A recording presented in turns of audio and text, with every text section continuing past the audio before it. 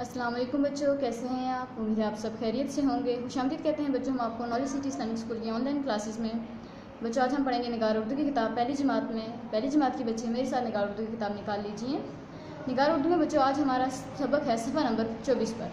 सब बच्चे मेरे साथ सफ़ा नंबर 24 पर आ जाइए। सफ़ा नंबर 24 पर बच्चों हमारे पास सबक है हज़रत अबू बकर सिद्दीक़ रज़ी अल्लाह तआला अन्हा। चलिए बच्चों आज हम इस पार्ट में हम इस की सिर्फ पढ़ाई करेंगे और मैं आपको इसकी वजाहत दूंगी, और अगले पार्ट में इंशाल्लाह ताला हम आपको इसकी एक्सरसाइज करवाएंगे, मशक करवाएंगे। चलिए हम आज का सबक बनाना शुरू करते हैं। हज़रत अबू बकर सिद्दीक़ रज़ी अल्लाह तआला अन्हा। हज़रत अबू बकर सिद्दीक़ रज़ी अल्लाह तआला अन्हा का नाम अब्दुल्ला और लक़ब सिद्दीक़ था। आप रज़ी अल्लाह तआला अन्हा एक ताजर थे और अपनी नेक नामी में बड़े मशहूर थे।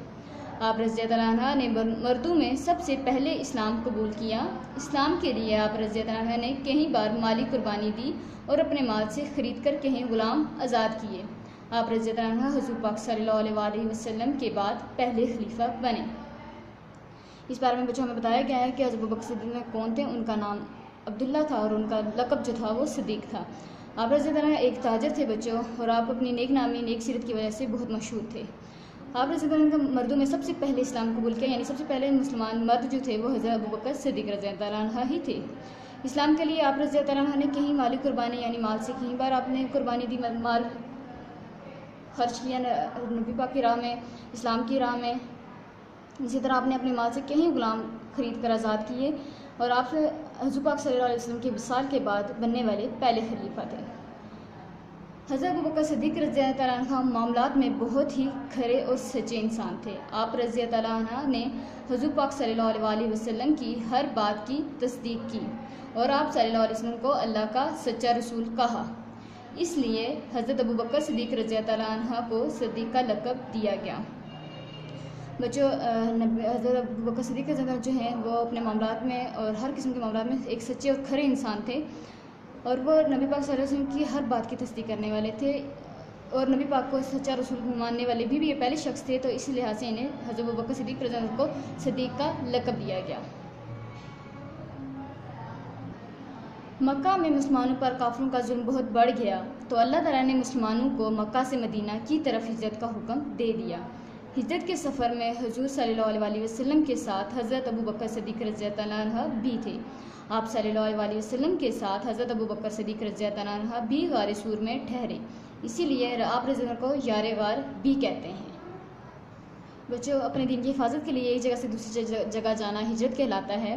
तो यहाँ पर बताया गया हमें इस पैरा में कि जब मुसलमानों पर काफिरों के जुल्म सितम अपनी हद तोड़ चुके थे, हद से ज़्यादा उन्होंने जुल्म सितम मुसलमानों पर कर दिए, तब अल्लाह ताला ने मुसलमानों को मक्का से मदीना की तरफ हिजरत यानी एक जगह से दूसरी जगह जाने का हुक्म दे दिया। तो उस सफ़र में नबी पाक के सल्लल्लाहु के साथ हज़रत अबू बकर सिद्दीक़ उनके सफ़र में शरीक थे, और जब गार सूर में ठहरे वो हुज़ूर पाक सल्लल्लाहु अलैहि वसल्लम, तो हज़रत अबू बकर सिद्दीक़ रज़ी अल्लाह भी नबी पाक के साथ ही ठहरे, इसलिए हज़रत अबू बकर सिद्दीक़ रज़ी अल्लाह को यार गार भी कहते हैं। तबूक की जंग के मौके पर मुसलमानों पर बड़ा मुश्किल वक्त आया। हुज़ूर पाक सल्लल्लाहु अलैहि वसल्लम ने सहाबा रज़ी अल्लाह से माली इमदाद चाही। हज़रत उस्मान रज़ी अल्लाह ने 1000 ऊँट दिए। हज़रत उमर रज़ी अल्लाह ने घर का आधा सामान पेश कर दिया, लेकिन हज़रत अबू बकर सिद्दीक़ रज़ी अल्लाह अपने घर का सारा ही सामान उठा लाए। हुज़ूर पाक सल्लल्लाहु अलैहि वसल्लम ने फरमाया, अबू बकर अपने बाल बच्चों के लिए क्या छोड़ा है? हज़रत अबू बकर सिद्दीक़ रज़ी अल्लाह ने अर्ज़ किया, अल्लाह और उसका रसूल सल्लल्लाहु अलैहि वसल्लम। तबूक के मौके पर बच्चों मुसलमान पर सख्त मुश्किल वक्त था, जिस पर नबी पाक सल्लल्लाहु अलैहि वसल्लम ने सहाबा से मदद चाही, और इस पर जो सहाबा कराम सामने आए उनमें हज़रत उस्मान रज़ी अल्लाह अन्हु थे, जिन्होंने 1000 ऊँट अल्लाह की राह में वक्फ़ कर दिए बगैर किसी फ़ायदे के।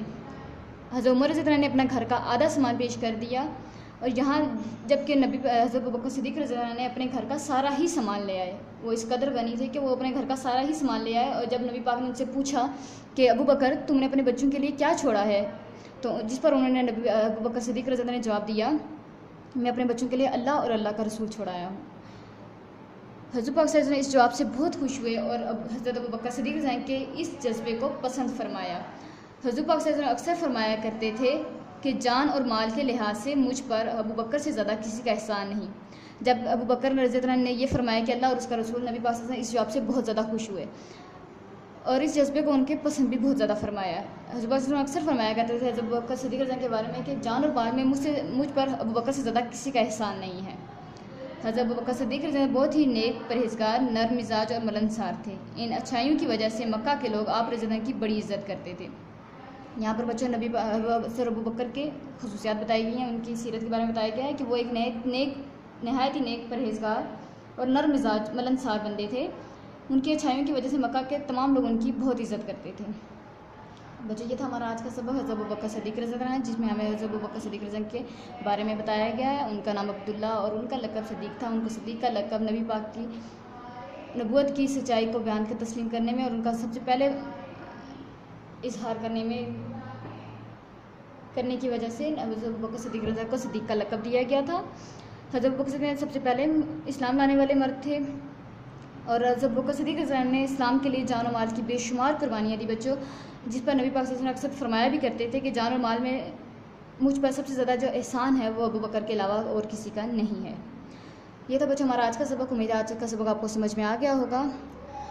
आपने बच्चों 5 से 6 बार लाजमी इसकी रीडिंग करनी है ताकि आपको इसमें जो भी मुश्किल अल्फाज हैं आप उनको सुधार सकें और अपने उनकी अच्छे से मश्क करते हुए उनको जल्दी से सीख जाएं।